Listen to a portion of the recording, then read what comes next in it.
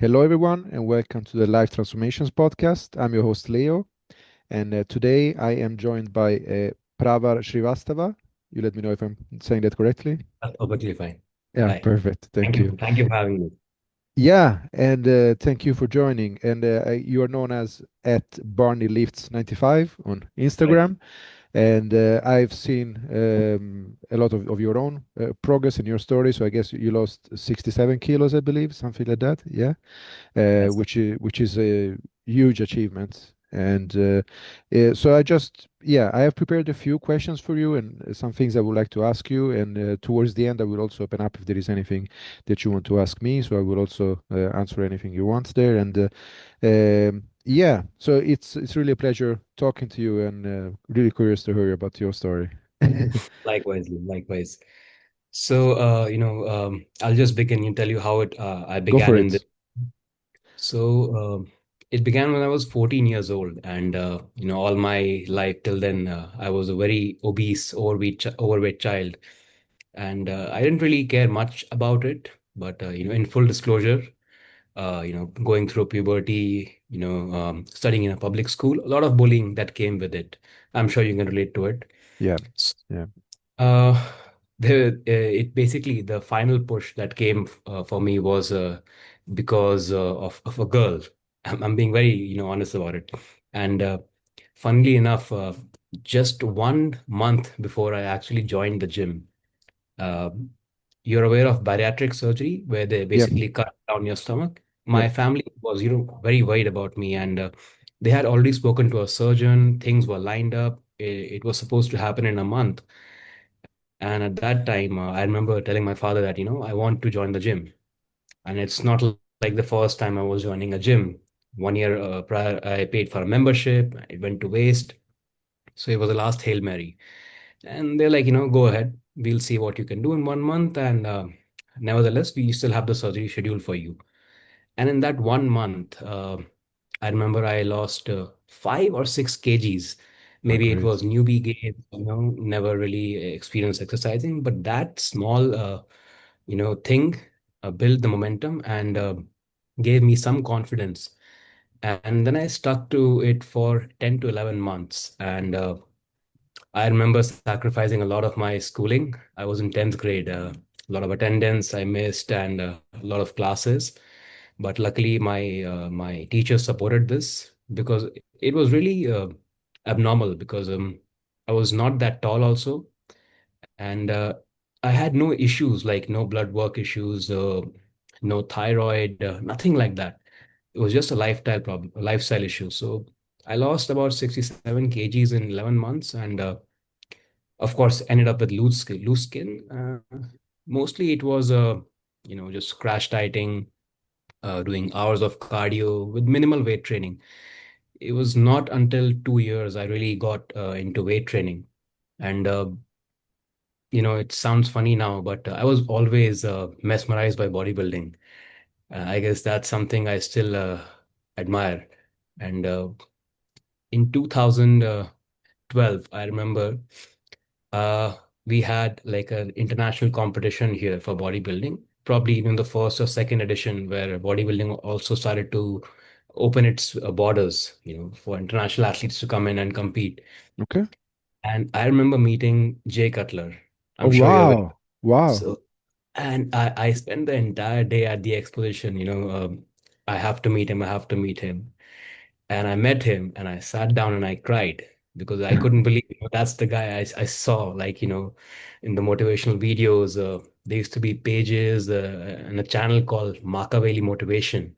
Probably that has to be the only one that makes those bodybuilding videos. And I used to watch that. And seeing him in person made me realize, I really want to do weight training because I went like a skinny kid, skinny fat, as they call it, right? Yeah. Yeah. So, I mean, By the way, I might cry too if I meet Jay Cutler. I don't know. So, so definitely a legend. So yeah, sorry, go on. yeah, no, I completely agree. So, and that's what really pushed me to get into weight training because like I want the next time I meet any other bodybuilder, I want to be at least, a little bit presentable. And I got into weight training, full hand. And the next time I also met Kai Green. That Mhm. time I was really fanboy moment. That was in 2016. So, basically that's how I got into weight training. Not that I could ever get into bodybuilding. You can understand, because losing an enormous amount of weight really does a number on your body. And I'm not even talking metabolically.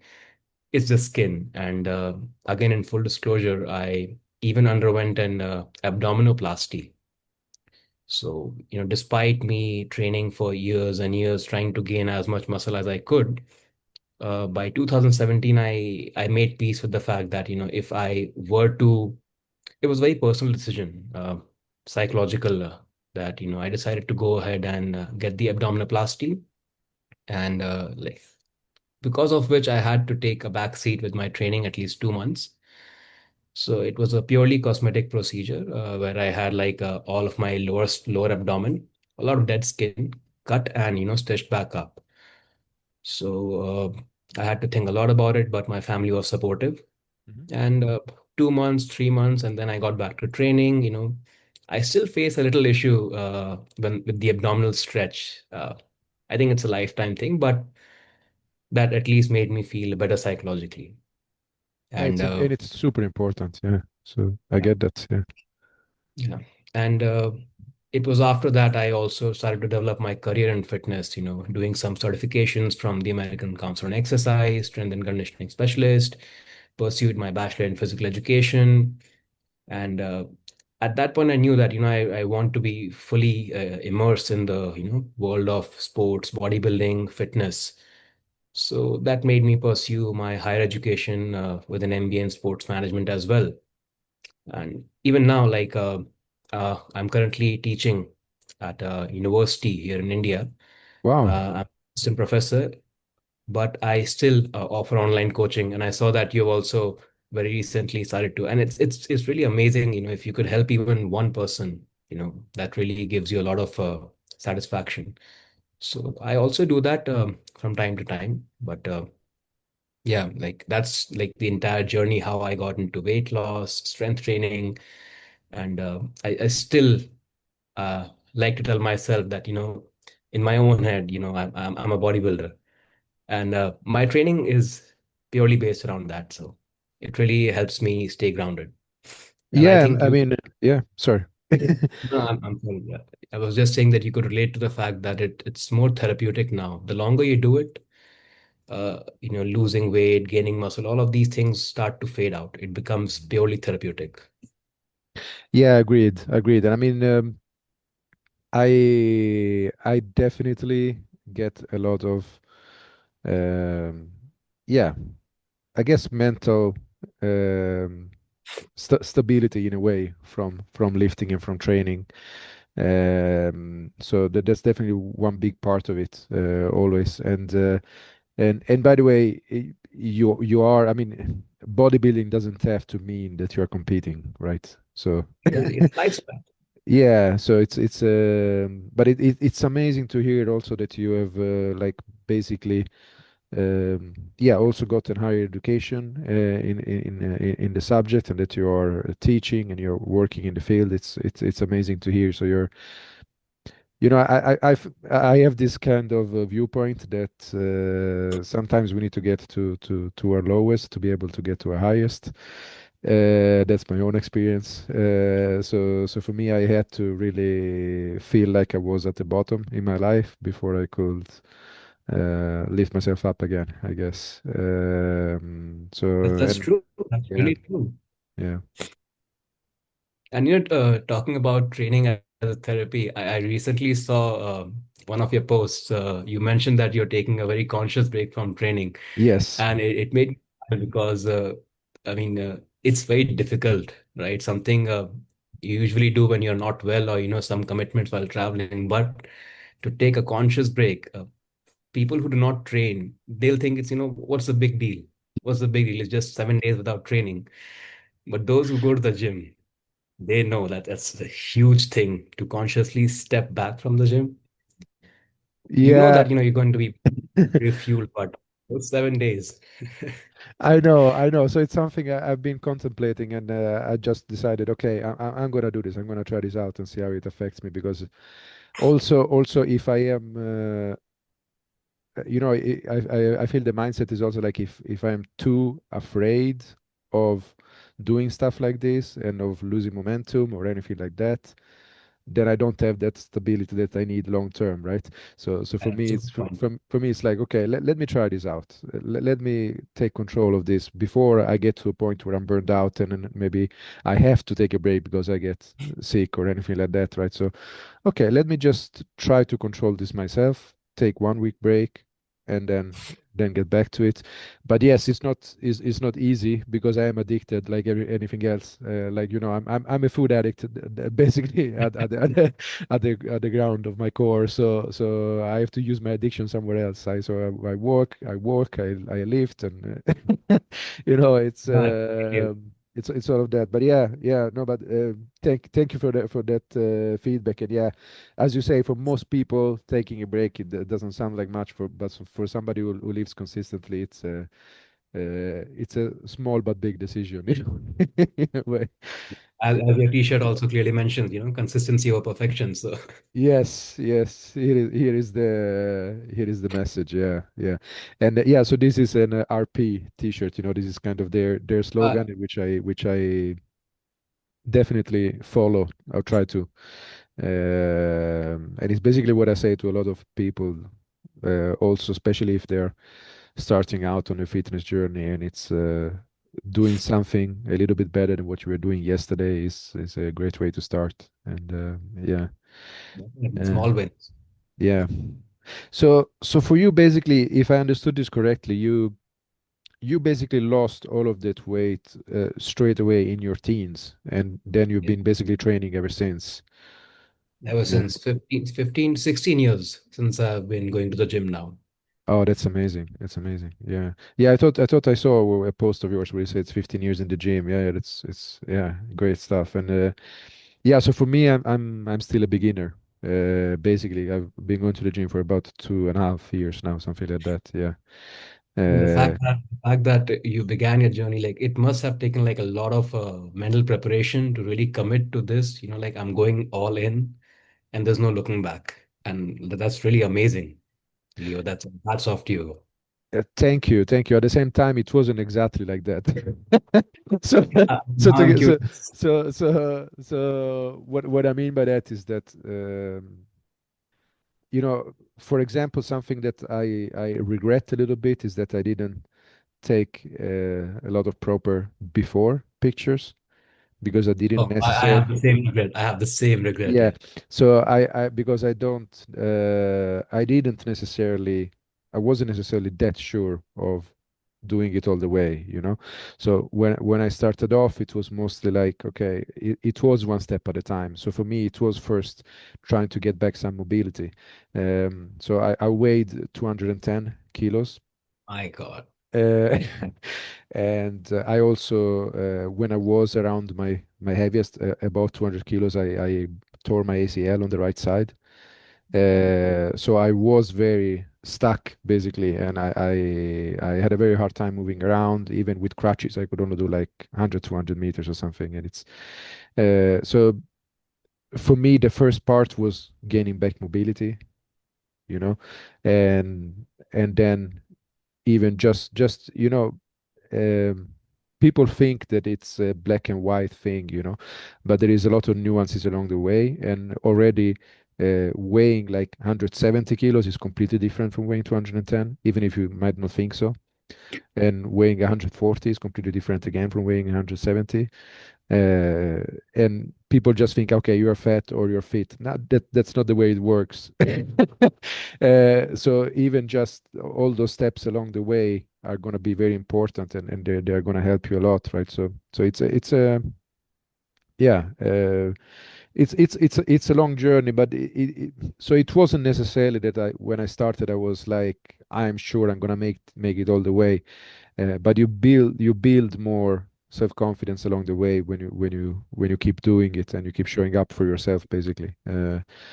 And So something I would like to get more into, if it's okay. So how is your life structured now? Like, what are your routines like when it comes to training, meals, work? Like, how do you make it all So go together? glad you asked this. Yeah. Like, so I mentioned, I'm working at a university. So it's usually early hours and you can say like, standard 8 to 5 or something like that. But I really try to base my entire day around, some kind of movement and training. So even now, like it's only a matter of habit because 20 minutes of cardio doesn't really do much.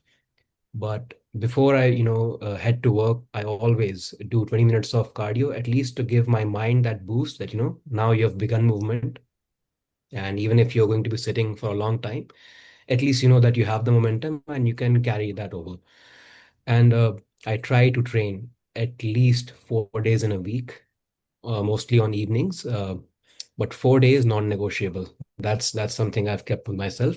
If I'm feeling good, if the recovery allows, I'll add another fifth day. But 4 days of strength training and try to stay as active as I can throughout the rest of the day. So that's what I do. And in terms of meals, see, earlier I was very finicky. Mhm. I mean, I used to weigh every single thing and have all the meals packed. But now it's a bit more realistic approach, and I also try to fit it into my schedule. So, for example, today, it's a Sunday. I'm fasting, so I don't really want to get into the food. And actually, I saw that your last episode with Dr. Christie, Mhm. if I'm Dr. not wrong. Crystal. Yeah. Crystal, yeah, I'm sorry. Yeah. And she mentioned about food noise, and that's something I've been talking about here as well, with my clients, with my friends, because they ask me, why do you fast? And I'm not doing it for the, benefits or autophagy or anything. It's just for my mind. Exactly. We can Yeah. understand, like, okay, I'm gonna wake up on a weekend, I'm gonna have pancakes. I'm gonna wake up and then I'm gonna have a big lunch. I'm gonna have this. I'm constantly thinking about food. So that's one example I use with myself. Other days, I try to have, I guess, three meals and maybe a shake, only from a point of view of convenience, because I like to begin my day with only protein. Mhm. The first meal is usually, 2 scoops of whey, and towards lunch, I have some egg whites, maybe some bread, 1 or 2 whole eggs, and I know that pre-workout meal is very very important, but I think over the past 3 years, I've not fixated much about this. Having oats or having something timing it 60 minutes before, 90 minutes before. Now it's just if I'm hungry, Mhm. because we have a lot of stored glycogen, and it's not like if we go fasted and train, our performance will drop because we're training for hypertrophy, or we're not training at the peak athlete level, right? Yeah, So it's to not put like a triathlon training. Yeah. Yeah. So we may be overcomplicating it. And at first it was a bit troublesome for me to make peace with it. But now if I'm hungry, I'll just have a banana or an orange, like a very simple fruit, and I'm good for the workout. And even after the workout, earlier I used to struggle with that anabolic window. That has to be one of the most controversial Yeah. things. Yes. I have to have my shake within 30 minutes, 45 minutes. So then again, I dropped that, and maybe within 90 minutes, because I'm training in the evening, within 60 to 90 minutes I get back and have a large dinner. That's about it. So I'm Yeah. not really fixating around the meals, but I still like to have a structure of at least 3 meals, and of course prioritizing the protein. That's a non-negotiable as well. So that's how I'm able to tone it down, but still have a structure. Oh, that sounds great. That sounds great. Yeah, and there are a couple of things that you touched on that I would like to comment on as well. So I think when it comes to the food noise, yeah, I mean that is a kind of an issue for me and will always be. I have much higher hunger than most people. I can be at a surplus and still be hungry. So that's my life, and so. yeah, I am adjusting slowly, so definitely my hunger is much less than it has been before. So that's no question about that. Um, but yeah, I do intentionally, like for example, for me, I do basically, you can say 3 meals a day, most And also, days. you get up really early. You're up by like 4 a.m. on most days. So like you, Yeah, I wake up at 4 when I train before work. It's yeah. So let's go through this, I guess. My so my training split normally is that I'm doing 3 days of weight training at the gym, which I do basically Tuesday, Wednesday, and Sunday. And so okay. Tuesday and Wednesday I wake up at 4 to train before work, and then on Sunday I just go whenever I wake up, basically. Or yeah, and then I also on Thursday mornings. Right now I'm working a lot on my lats because they're a weak point Mm. for me. So I have a pull-up bar which I've installed at home. So on Thursday mornings I do dead hangs for now. Oh, nice. Yeah, so I'm trying to work on that. So that's basically my training that I do. And when it comes to my meals, if it's a day when I'm not training, I'll have a protein shake in the morning, and then I will not eat until lunch, right? So then I have basically two cooked meals, right? So I'll have a cooked meal for lunch, and then I will have a cooked meal, same thing for dinner. Usually it's some kind of meat, vegetables, and rice. That's most of the time what it is. And together with dinner, I will have another protein shake too, basically. So that's the way I do it. And for me, uh, I like to have as few meals as possible, because the more meals I have, the smaller they have to be, and that just irritates me at the end. Well, this thing, this is so So, contrary to popular belief because there's a yeah. conception, like misconception, that you must have smaller meals spread out throughout the day if you ever want to lose weight. So, this could really be an eye opener for people. So, Yeah, yeah. So I mean, your total calorie intake for the day is what's gonna matter most by far exactly. when it comes to weight gain or weight loss. So there is nothing else that compares. And then of course, for me, I'm prioritizing protein a lot. I mean, lately I've been experimenting with very high protein, so I'm around 250 to 270 grams of protein per day right now. So Wow. that's like 1.2 grams per pound, I guess, around something like that. So yeah, because I'm trying to recomp at this time. So I'm trying to basically stay around the same body weight, but replace as much fat with muscle as I can. Of And course. for That's a that, bit more tedious and it requires more patience though. Yeah. yeah, it requires patience, and it requires protein, definitely, and lifting and everything. Yeah. So no, but it's great to hear about how you structure your day. So we are a bit different from the way that, yeah, you train in the evening, I train in the morning. Everyone should find what works best for their schedule, and what works best for them, basically. So there is no right or wrong answer. And if you're eating like 2 meals or 6 meals, none of that is wrong either. So Exactly. Just a so personal preference. yeah, yeah. So people think that those details are the most important, and they're not. So your total calorie intake, your total protein intake, lifting consistently, find what works for you. I think that's my take on that. And No, no, I completely agree with it. And while you're talking about nutrition, I'm just curious because in my 15 years, I have had to try all these diets, barring vegan, because that's something I just could not Mhm. do. I did try a vegetarian diet as well. So, keto, paleo, high carb, low carb, just protein. I tried everything. And as you mentioned now, just find what works for you. That has to Yeah, be like the biggest factor in your weight loss journey. yeah. So I'm It, just curious, have you ever tried these diets? yeah, I mean, I started off with a kind of keto carnivore diet, basically. That's what I started with my weight loss journey, because it was something that I had tried before and it gave me some results. So I knew that it could work. But then actually pretty early in my journey, then I started actually following RP Strength, right? So I watched a few of Dr. Mike's videos about nutrition, and how he was talking about, like, basically removing the idea that there is something magical about keto. Yeah. So understanding that keto works still because of the calorie deficit and not because of some other magic.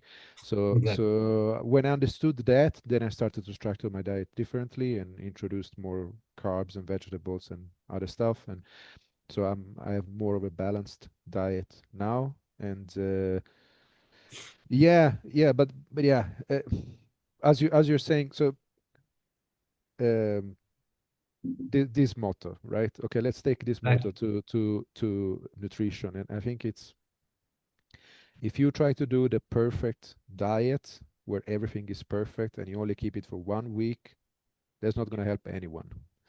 So if you do a diet which is 85% good, but you do it every week, you're going to get amazing results. So I don't think my setup is necessarily uh, perfect. I know I myself come up with a few things that I could do better all the time. But then I And also that self-critique never ends, right? yeah. But then I also just in those moments I just remind myself, okay, yeah, that might give me a small percentage better result, but this is working, and let's keep doing it, and it's let's If something's working, why change it? yeah, That's what. yeah. So, switching subjects a little bit, I would like to. I'm kind of curious about. You touched on it a little, and you don't have to share all the details if you don't want to, of course. But I am curious about your original motivation, I guess, and what really got you to feel like you because it's a huge thing as well when you had the solution right on your plate, right? So they were giving you, okay, let's do the surgery, let's help you out with this. But what was your original motivation to take charge of it yourself instead, and how did you come up with that, and how and what motivated you to do it and to be the one to no, I want to take charge and I want to do this. So So, Leo, if you talk about motivation, like I think both of us can agree that that's not going to be the driving factor long term. hmm Consistency and discipline, like building habits, will really get you where you want to go. yeah, But I'll be very honest, at the beginning, it was purely extrinsic motivation, right? Um, so I wanted to be in a relationship with a girl, and we were kids, like everyone was kid, young 14, 15-year old, and we don't really owe that much of an explanation at that point. But when I was rejected, I got no reason. And if you don't give someone a reason, like, someone like me, my mind went into a spiral that, it has to be because I'm like this. yeah, It has to yeah, be because I'm fat. It has to be because, I'm not deserving, and then it's a never-ending spiral. And that's when I took it, it took like personally, like really personally at my ego. And I'm like, I have to prove everyone wrong. And I guess what began in a negative way, it has given me the greatest strength, because even till date, I love people underestimating me. I love when someone tells me, no, this is not for you. This is not something you can do. Because maybe some people, again, it's a personal preference, because it gets very difficult to control, because sometimes you get too negatively influenced and it could become toxic. But channelizing those emotions, that really helps you. hmm And I still continue to do so, because as human beings, we're going to have these emotions, right? I mean, we can talk about it, that's perfectly fine. Sometimes we go into substance abuse, sometimes we go into food abuse. I mean, that's how it I reached where I my heaviest weight, because all I did was eat food. yeah, And as I was saying, I was not diagnosed with any diabetes, any thyroid condition. It was purely a lifestyle issue. I just ate whenever I felt like, I'm feeling something. I just ate. So just channelizing those emotions into something more productive. That's how I got into really focusing on my weight loss journey. And to put it simply, just that rejection changed everything in my life. yeah. So, Interesting. I mean, I can relate to that. I mean, I can just tell you that for myself too, especially before, whenever I got rejected, in my mind there was no doubt it was just because I was fat. That was my yeah. conclusion, right? So, and Instant. Yeah, and it wasn't necessarily like that, but that's the way I received it, right? So it's a self-esteem issue, you know. It's basically it's how you see yourself, and it's so you give yourself the answers when you fill in the blanks when nobody else does for you, right? So so I totally relate to that, and for me, I mean, for me, a very um, strong and hard to understand rejection is how I got to my heaviest. Basically. How did that happen? Yeah, so I had always been big. So like similar to you, I was big even as a kid. So when I was 14, I was maybe 125, maybe something like that. And then yeah, I guess throughout my life, then I just gained even more. And so I had been around. I was probably somewhere between 180 to 200 kilos for like 10 years. So that's a long time to be that heavy and have that Hmm.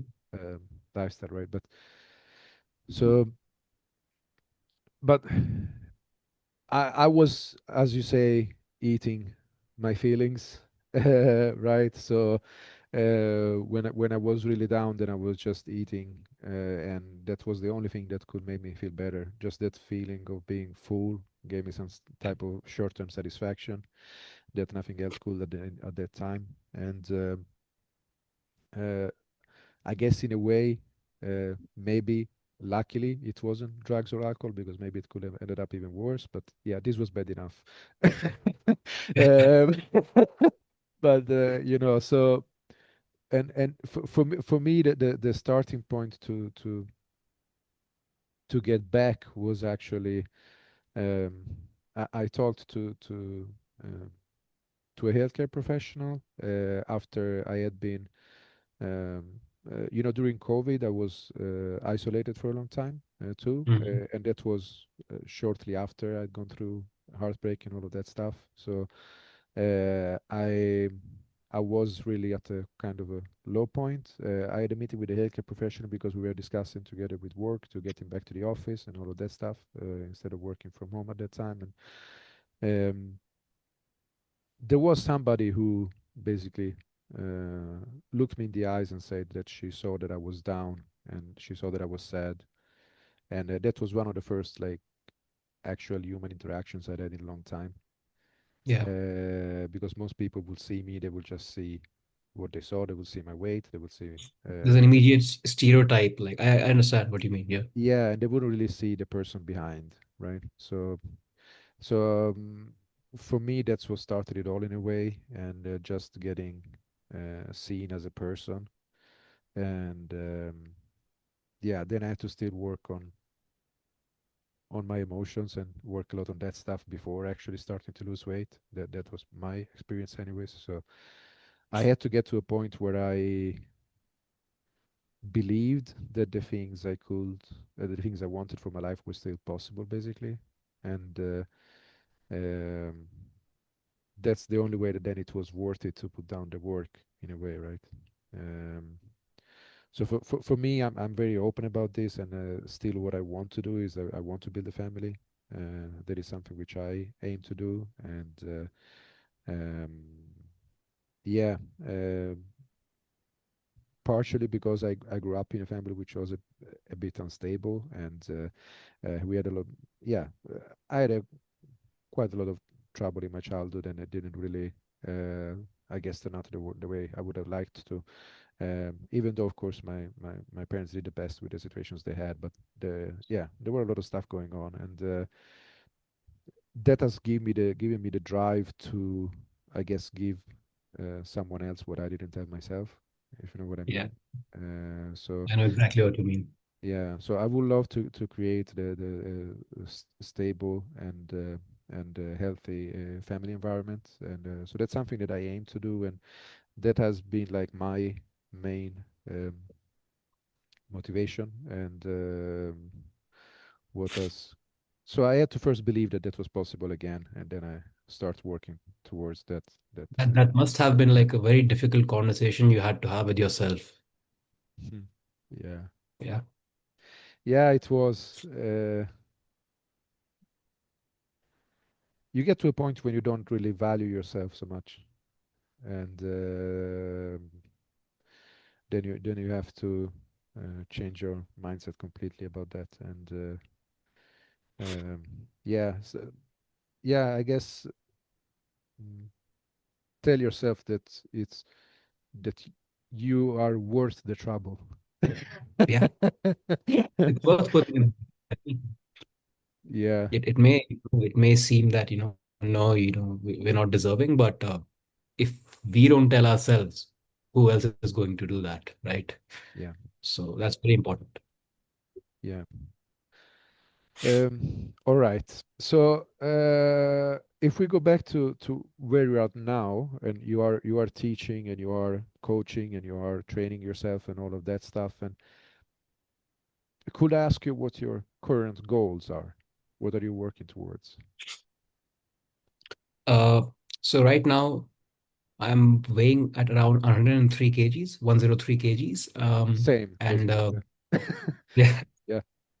and again, I'm also working towards, body recomposition. That's why it's a bit slow, but I've had a bit of fluctuations because just 2 to 3 years ago, so I was doing my MBA, and I had to go to Spain, where I was living alone for the first time, without my family. Hmm. And I actually rebounded because I reached again like 120, 125 kgs, and Okay. that was a bit scary. And I was in denial for a long time. But I had a few people, and maybe I was lucky that they put it in such a way that it was not so harsh. And they're like, maybe you have let yourself go, because I was still training, I'm lifting heavy weights, that permanent bulking, that The dream I'm bulk. telling Dream myself, bulk. yeah, I'm getting strong, but no. Yeah. So again, like 1.5 year, I focused, a lot of walking, a lot of steps. I was averaging again 20,000 steps there, Wow. Yeah. um, and training 5 days in a week, 6 days in a week. So came down again to about 93, Wow. right? Yeah. And that was the weight I came back to India. And then it's been 2 years now since I'm back, and I've gained about 10 kgs. Hmm. I know that it's not all muscle, but definitely I've put on, I can say 50% of that is definitely muscle. Yeah. I definitely have a decent amount of fat around my abdomen. That's where we are genetically prone to store fat as Yeah. Indians, but Uh, that's no me, excuse. me, me, me too as Italian, I guess. Not an excuse though, but something Yeah. just. Yeah. And right now, I want to maybe stay between 95 and 100 kgs, because I've come to realize that's a comfortable body weight, and my body actually finds its way towards that. I mean, I'm not that tall, I'm just 6 feet. Hmm. So I guess 95 or 100, if I could get there and have a reasonable amount of body fat, that's something I'll be happy with, right? Because even after my abdominoplasty, right, like there are some things that just cannot be fixed. And Hmm. now, if I get into the intricacies of it, okay, I get the abdominoplasty, but I still have loose skin, for example, your arms, right? Yeah, I know. There it So is. then it's Yeah. the arms. Then we come to probably, glutes, or maybe lower back. Hmm. So then it's a never-ending process, right? So that's what I'm trying to get at, a healthy body weight with a reasonable amount of body fat, and always up for more muscle. Like, I don't think there's Hmm. any capping there. We all Definitely. struggle with muscle dysmorphia, and I'm happy that I'm struggling with muscle dysmorphia, so it's good.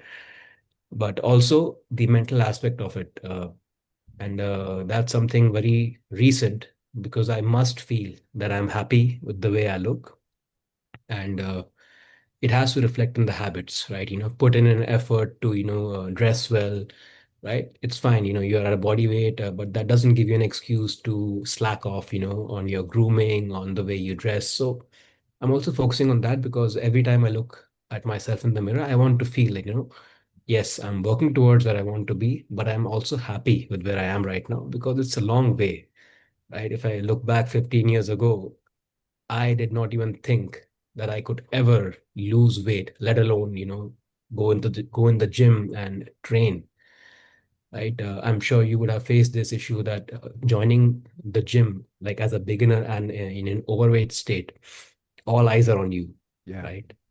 And that is precisely the reason why I skipped out on school because I used to go to the gym around 10:30 a.m. and stay there till 4 p.m. Like, Wow. hours of cardio. And the reason was because that's the time when gyms are, least occupied. Everyone goes to work, I could Yeah. just do my thing. And I also remember breaking some treadmills because I was so overweight and I Okay. wanted to run. And I'm glad the gym owner did not cancel the membership, but I have broken at least two or three treadmills by running. Wow. Okay. So, Cool. so That's yeah. cool, man. That means you were really working out.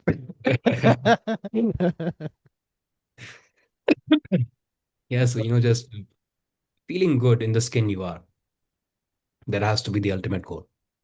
Yeah, that's an amazing viewpoint to have, and it's yeah, I'm still working on that too. You know, I work towards goals and what I want to achieve, but then at the same time, I do often try to stop and look at okay, I am also the two things can be right can be true at the same time, right? So I am okay where I am, and I also still want to improve, right? So both things can coexist. So Definitely. when you don't have that, I mean, getting away from that either self-hate or self-blame at least, or getting away from all this stuff, it's a constant work for me at least, and um, but it's a great that you're mentioning that, and that like even just yeah. Trying to look your best where you're at right now and feel your best and all of that stuff, and that's amazing. So yeah, so I guess we are working in a very similar way right now on body composition. I think to be completely honest, it's probably harder for you because you are an advanced lifter, so you have been doing it for a long time, so your gains are going to be slower than for me. I'm still like Yeah. I'm a late beginner, or early intermediate, however you want to put it, I guess. So for me, it's still gonna be easier to make gains and to change body I don't composition. think, Leo, I wouldn't say it'll be easier. I mean, it requires definitely a lot of work, right? But yeah, relatively, if you want to put it, but there's Yeah, no undermining the hard work. So yeah. definitely. Thank you. Yeah. All right. So basically, at this point, I think we have discussed a lot of really good stuff, and I basically have 2 points which I leave for the end normally, and one thing is if there is something else that you would like to share from your journey and your experience that I think our viewers would like to hear, and the other thing is if you have any further questions for me, basically. Yeah. So, something I would definitely like to share is, okay, so the family support or even the social support, right? That's a crucial aspect in, life transformations. If you have it, you're lucky. And, it is our responsibility to be able to explain to our, inner circle how important this is. Because if we cannot convince them the importance, then, because they've seen us, they understand our patterns, they think it's probably a phase. But we must convince them and we must show that we're walking the talk, right? And then we'll have the support. Also, on the other hand, if we do not have the support, this is something I experienced when I was living alone, right? We shouldn't have that entitlement or tell ourselves that no, I don't have support, I can't cook for myself, I have to go attend classes, I have to do part-time work, so maybe I can get away with it, I don't need to cook. So you have to be accountable for yourself, and you have to be your own cheerleader. You'll have to make sacrifices. It sounds cliche that sacrifice like instant gratification for achieving your goals. But again, during my MBA time, and I was in Spain, I was in Barcelona, Mhm. and I can proudly say that maybe in those 2 years, I would have attended 4 or 5 parties, one of which was like basically our college, freshers, we get Mhm. to know each other. And the remaining just like friends' birthdays. So I never really, went for partying. We used to have our classes from 6 to 9 p.m. And at 9 p.m., I'm already thinking I'm heading home. I have my meals prepped, eating, and I'm going to sleep. And my friends are talking, let's head to a club, let's head there. I'm like, I'm going to sleep because I need to get my 8 hours. And I understand how it can appear, because there's also that mindset, you only live once, all of that thing, but you have to prioritize somewhere, right? And that is again in itself a very difficult conversation you must have with yourself because no one else will, right? So that's something I wanted to really touch upon, that you have to do it for yourself, right? That is a great point. And I mean, yeah, if I just talk from my own experience, that's what Yeah. I've had to do. So I don't I have see your meal preps. I see your early morning meal prep. yeah, yeah. So it's for me, I don't have family here in Sweden where I live, and I do have a few friends, of course, and colleagues and so on. And but for me, especially when I started, I was definitely very much alone in many Yeah. ways, and I had to look. I think the concept I can share about this is that at the end of the day, no matter what other people uh, say or think or whatever, in 1 year time, the only person that will care about where you are at or not is you, right? Yeah. So you have to be honest with yourself and just okay, where do I want to be? What do I need to do to get there? And Exactly. no matter who judges you or who thinks something else, or it's at the end of the day, you need to be honest with yourself, and it's yeah, there is the saying, right, that maybe it sounds harsh, but it's nobody's coming to save you. Exactly. As harsh as it Eh, sounds, it's reality. yeah, so that's life. Okay, so people, and it's not because they don't want to, but people have their own life, they have their own problems. It's like nobody has an easy life, especially nowadays. It's everyone has their challenges and their things they need to think about in their own close circle and what they need to take care of. And so it's natural that they will have to think about that first, and that's what you need to do too. You need to look out for yourself first, so that you can then help others too, right? Because Definitely. if you are not in a good place, then you're not going to be able uh, to help other people either, and to be the best you can be for people close to you. So yeah, really agree with the concept. And if you are alone, it is going to be harder if you are alone than if you have maybe people around you that support you. But you're going to have to support you. Definitely. And Yeah, talking yeah, about supporting yourself, Leo, you mentioned you started very recently, like in the past 2 to 3 years, or just yeah, after COVID, yeah, right? So there's a misconception that yeah, the older you get, you'll have a hard time losing weight, or it's just not possible. Your example, like, it's the perfect example of how it is possible, right?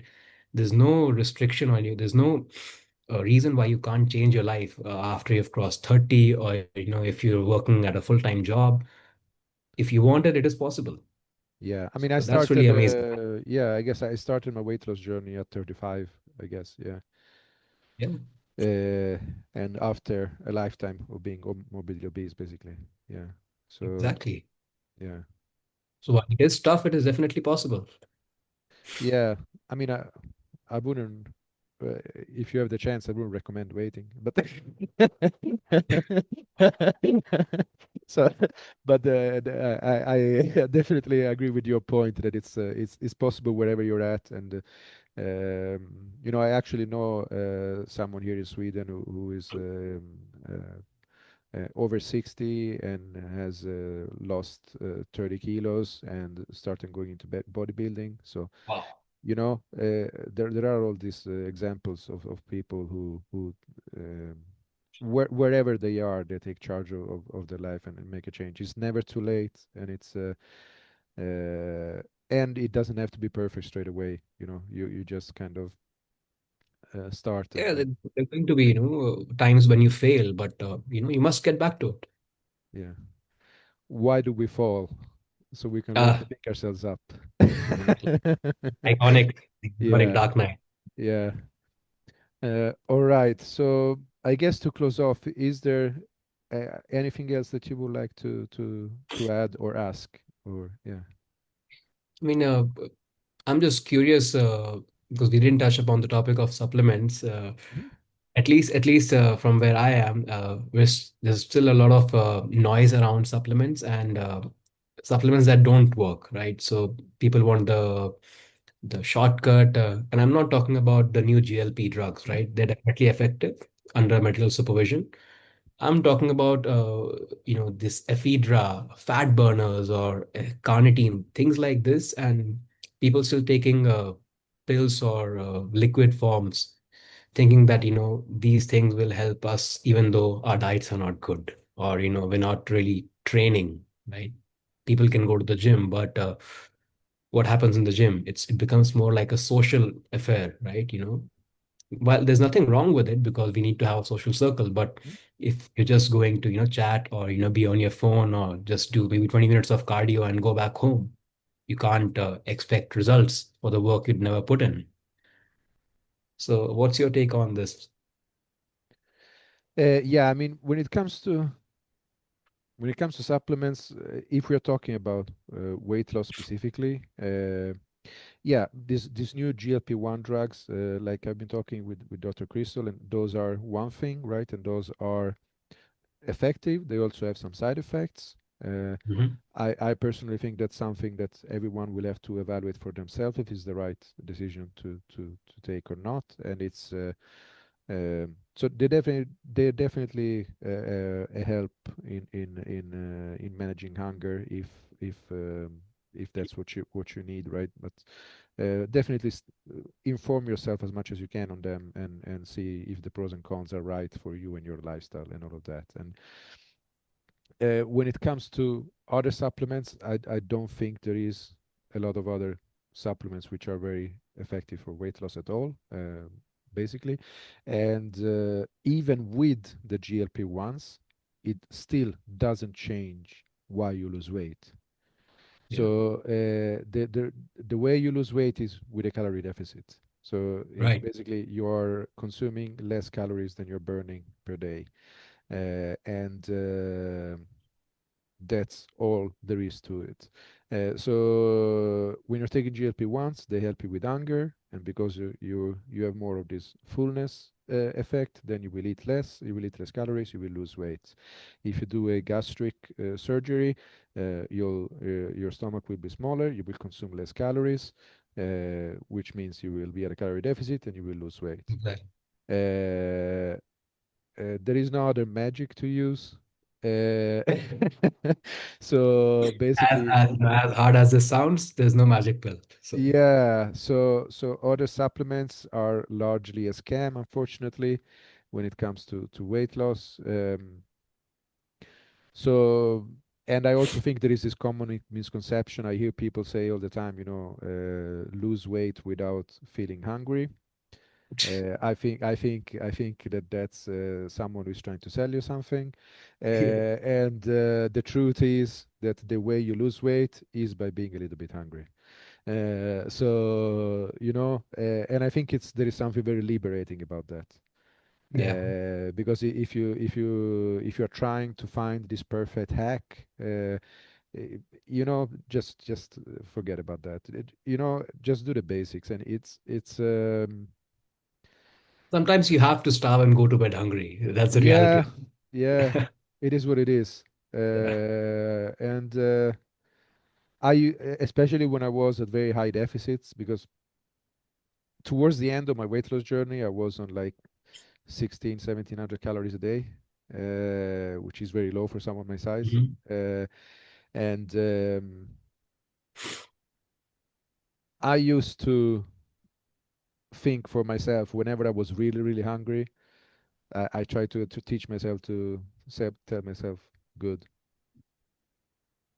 Now it's like, okay, It's working. yeah, We're doing the right thing. yeah, Right? So if you get into that mindset, then you're gonna do great. So you don't have to do extreme things. You don't have to. I've done some, you know, I can share a few details now about this, but yeah. So when I was throughout my weight loss journey, I was doing some. Yeah, I was doing probably like 9 hours of lifting per week, probably something like that, and I was having a quite high steps average. I had a month where I was over 20,000 steps average over the month, which Wow, is so I worked 620,000 steps in a month. That's what I did, and I also in one that's just amazing. yeah, in one day I worked 70,000. That's my record. So I've done some crazy stuff, and I was at very low calories as well while doing this. And yeah, I don't recommend this stuff. I'm not saying people should do exactly that. But you need to ask yourself the question of what you're trying to achieve, and if your goal is weight loss, you will have to be a little bit hungry and be okay with that. And you're not gonna, don't starve yourself, but don't believe that you don't have to do anything to You will get it never feel lost. hungry. That's a part Yeah, of it. yeah, There's no two ways about that. Yeah, yeah. So I guess that's my answer to your question. very well put. Yeah, yeah. All right, all right. So great. I mean, it's amazing to hear your story, and I think you are a model to follow for others. You're really basically you have turned your weakness into a strength, right? So coming from that background of being that heavy and then losing all that weight and now teaching and now coaching and now sharing a lot of your stuff on Instagram, which inspires people as well. So um, yeah, it's really really amazing. So really well done. Thank you, Leo. I really appreciate it, and it's very rare that I find people as inspiring as you, because you realize that after a point we're not really looking for inspiration and motivation as we have discussed, but when you find people like that, wow. So I'm really honored that we came across, and it was just a random post that's how I came across you, and now we're having this interaction, so I'm really grateful for that. And I definitely look forward to more conversations with you and staying in touch. And if you ever decide to come and visit India, definitely you let me know. I'll love to host you. So that's there. And yeah, thank you very much for having me on your podcast. Yeah, and thank you so much for that offer. I will, yeah, if I visit India, I will definitely let you know. And same thing if you visit Sweden, then we'll definitely meet up instead. Yeah, yeah. So that's great. And no, it's great to find like-minded people, and thank you for your kind words. So yeah, we'll definitely keep in touch. And yeah, thank you for everything you shared today. And thank you to everyone who has tuned in this and watched and listened to this as well. So, all right. So, talk to you next time, I guess. Of course. Thanks again, Leo. Yeah. Thank you so much. Okay. Bye.